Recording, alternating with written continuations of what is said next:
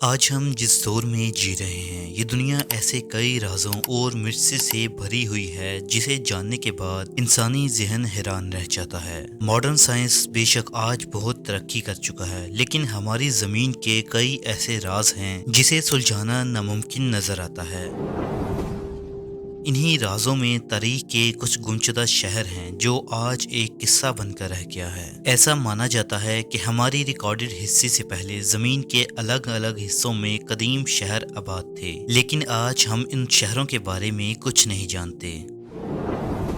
ایسے ہی ایک گمشدہ شہر دی لوسٹ سٹی آف گولڈ یعنی ایلڈوراڈو ہے۔ ایلڈوراڈو ایک اسپینش لفظ ہے جس کا مطلب ایک ایسا مقام ہے جہاں دھن دولت ہونے کے بھرمار ہو۔ ایلڈوراڈو کا تعلق دنیا کے سب سے بڑے اور وسیع جنگل ایمیزون رین فارسٹ سے ہے، جو ساؤتھ امریکہ کے 10 بڑی ریاستوں میں پھیلا ہے۔ ایمیزون کے اس خوفناک اور سنسان جنگل میں قدیم دور میں بے شمار شہر اور تہذیبوں نے جنم لیا۔ کہتے ہیں تقریباً 2000 سال قبل ایمیزون کے کولمبیا اور پیرو کے علاقوں میں ریڈ انڈینز اور مسکا نامی قبیلے آباد تھے، اور کولمبیا کے ایک بڑے علاقے میں مسکا قبیلے کا قبضہ تھا۔ ان ریڈ انڈینز کی کہانیوں اور لوک کتھاؤں کے مطابق ہزاروں سال قبل زمین پر نہ جانور تھے اور نہ انسان تھے۔ تب چاند دیوی کی آنکھوں سے ایک آنسو ٹپک کر زمین پر گرا اور جھیل گھاٹاویٹا لیک وجود میں آئی۔ یہ ایک مقدس جھیل مانی جاتی تھی۔ ریڈ انڈینز اس جھیل کو قدرت کا ایک تحفہ سمجھتے تھے۔ ان کا کہنا تھا کہ جھیل کی تہہ میں ایک دیوی اژدہا کی صورت میں سو رہی ہے، اور جو شخص بھی اس جھیل کے ساکن پانی کو چھوتا ہے اور اس دیوی کی نیند میں خلل ڈال کر اسے جگا دیتا ہے اور پھر زندہ لوٹ کر نہیں آتا۔ چنانچہ اس دیوی کے قہر سے بچنے کے لیے ہر سال اس قبیلے کا بادشاہ اس دیوی کے لیے نذرانے چڑھاتا تھا۔ اس رسم میں قبیلے کے ایک شخص کو ننگا کر کے اس کے پورے جسم پر سونے کے پاؤڈر کو ملا جاتا۔ اس شخص کو عطر اور تیل میں نہلایا جاتا اور جسم پر سونے کے زیورات اس قدر ہوتے کہ سونے کا جیتا جاگتا ایک انسان نظر آتا تھا، اور پھر ڈھیر سارے قیمتی زیورات اور سونے سے بھرے ایک بیڑے پر اس شخص کو سوار کیا جاتا۔ اس بیڑے کو جھیل کے بیچوں بیچ بیچا جاتا۔ اس درمیان قبیلے کے سارے لوگ اس جھیل کے چاروں طرف جمع ہو جاتے اور جھیل کے کنارے کچھ لکڑیاں جلاتے تاکہ دھوئیں کی وجہ سے سورج کی روشنی زمین پر کم آئے۔ پھر سونے کے دھول سے لپٹا ہوا وہ شخص جھیل کے بیچ جا کر اس جھیل میں اترتا اور اس میں گھٹنوں تک ڈوب جاتا۔ یہ شخص سونے کے ان زیورات اور سامان کو جھیل میں ڈال دیتا اور خود بھی پانی میں ڈبکی لگاتا۔ اس طرح قبیلے کے لوگ بھی اپنے زیورات اور سونے کی چیزیں اس جھیل میں ڈال دیتے۔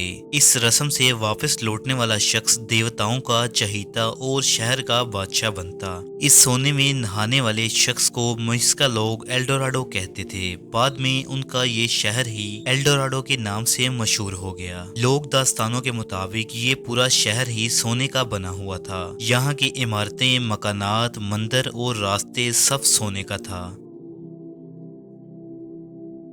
ان لوگوں کا ماننا تھا کہ سونا ایک مقدس اور آسمانی منرل ہے۔ وہ سونے سے دیوی دیوتاؤں کی مورتیاں اور مندر بھی بنوایا کرتے تھے۔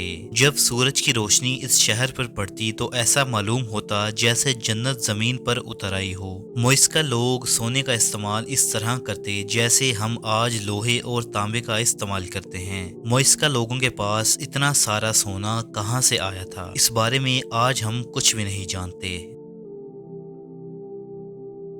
ایلڈوراڈو کا پہلا سراغ مینوسکرپٹ 512 نامی تحریر میں ملتا ہے۔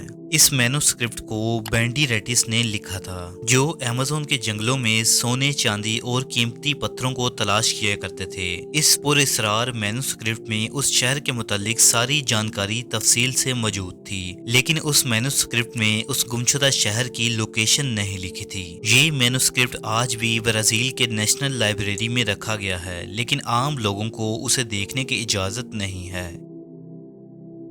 17वीं सदी में जब पहली बार ट्रैवलर और एक्सप्लोरर को मैन्युस्क्रिप्ट मिला तो वो इससे बहुत इंस्पायर हुए और उनके अंदर ये तजस्सुस जगी कि खोए हुए शहर तक कैसे पहुंचा जाए। इस तरह के दौलतमंद तहजीब और शहर की कहानियों ने लोगों में उसको खोजने के साथ लालच भी पैदा किया और हजारों ट्रैवलर और एक्सप्लोरर हर दौर में साउथ अमेरिका और अमेज़न के जंगल में आते रहे ताकि उस सोने के शहर का सुराग मिल सके। सबसे पहले फरवरी 1541 में एक स्पेनिश एक्सप्लोरर गोंजालो पिज़ारो ने एल्डोराडो की खोज में निकला था, जिसके साथ 220 सिपाही और 400 मुकामी बाशिंदे थे। लेकिन इनमें से ज्यादातर लोग इस खतरनाक जंगल में भूख, बीमारी और जानवरों के हमले की वजह से मर गए। लिहाजा पिज़ारो अपनी इस तलाश में नाकाम रहा। 16वीं सदी में सर वॉल्टर ने 2 बार इस शहर को खोजने की कोशिश की, मगर वो भी दोनों बार नाकाम रहे और अपने मुल्क वापस लौट आए। कहते हैं स्पेनिश फौज जब गुमशुदा शहर को ढूंढती हुई कोलंबिया के इलाके में आई तो आखिरकार इन्हें साल 1545 में गोटावेटा लेक मिल गई। उन्होंने इस झील के तमाम पानी को अंदरूनी रास्ते के जरिए बाहर निकाला और 3 महीने की कड़ी मेहनत के बाद झील की तह में इतना सोना मिला जिसकी कीमत उस वक्त 80 लाख रुपए थी। ये इस बात का सबसे बड़ा सबूत था कि न सिर्फ एल्डोराडो की कहानियां सच्ची थीं, बल्कि सोने की खोज ने इस बात को साफ कर दिया कि अगर उन लोगों ने इतना सारा सोना यूं ही बेकार समझकर झील में फेंक दिया था तो असलियत में उनके पास कितना ज्यादा सोना होगा। 19वीं सदी के दौरान एक ब्रिटिश आर्कियोलॉजिस्ट पर्सी ने अमेज़न के जंगल में सोने के शहर की तलाश करने का काम शुरू किया, जिसकी कहानी बहुत ही अजीबोगरीब है। कहते हैं कि वो 8 बार इस जंगल के सर्वे पर गया। यहाँ पर्सी ने 18 महीने का लंबा सफर किया और इसने ऐसे अजीबोगरीब जानवरों और हैवानों का सामना किया जिनसे बच पाना हर किसी के बस की बात नहीं है। लेकिन जब पर्सी 8वीं बार 1925 में इस जंगल में सोने के शहर को ढूंढने निकला तो वो दोबारा कभी वापस नहीं आया। पर्सी के साथ उसका बड़ा बेटा और उसका दोस्त भी शामिल था। पर्सी ने इस आखिरी सफर के दौरान अपनी बीवी को एक खत भी लिखा था जिसमें उसने बताया था कि वो मंजिल के बेहद करीब है। पर्सी ने ये भी लिखा कि अगर इस सफर से मैं वापस ना आऊं तो मेरी तलाश में कोई भी रेस्क्यू ऑपरेशन ना भेजा जाए। पर्सी और उसके साथी कहां गायब हो गए, इसकी जानकारी सालों बाद भी ना मिल सकी। लोगों का मानना है कि पर्सी और उनके साथियों को सोने का वो शहर मिल गया था, जिसके बाद उन्होंने वापस अपनी पुरानी जिंदगी में ना लौटने का फैसला किया। एल्डोराडो की तारीख ऐसे कई किस्सों से भरी पड़ी है जिसमें लोगों ने इस शहर को खोजने के लिए सफर को शुरू किया, मगर या तो वो कभी वापस लौट कर ना आए या उनका ये सफर एक अनसुलझी गुत्थी बनकर रह गया।